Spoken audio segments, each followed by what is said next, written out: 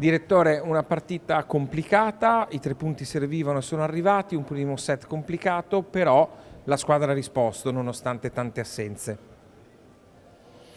Sì, partita molto difficile, abbiamo iniziato il primo set con grosse difficoltà, non trovavamo il nostro gioco, ci ha messo in grosse difficoltà Padova che giocava con la mente libera. Le assenze hanno sicuramente contribuito anche a questo, però poi dal primo set in poi la squadra ha trovato le soluzioni giuste e finalmente insomma, abbiamo avuto la fortuna di prendere questi 3 punti che erano molto importanti per noi per arrivare a competere ancora quello che è la classifica ad oggi, ci vede a pari punti con Piacenza. Senti, prima di farti la domanda sull'MVP, perché insomma credo che un commento questo sia d'obbligo, come sta Ciccio che abbiamo visto?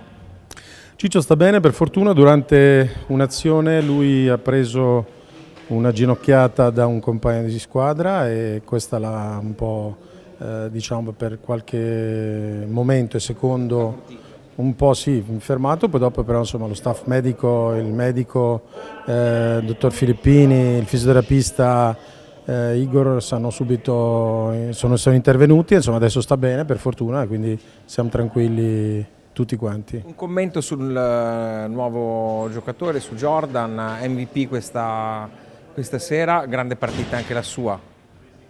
Lui ci ha dato una grande mano entrando ovviamente a sostituire Sani, ha dato energia, ha dato qualità, ha dato tranquillità e questo dimostra anche che si è integrato molto velocemente e molto bene con tutta la squadra. Siamo contenti, bravo lui comunque che ha meritato l'MVP della serata.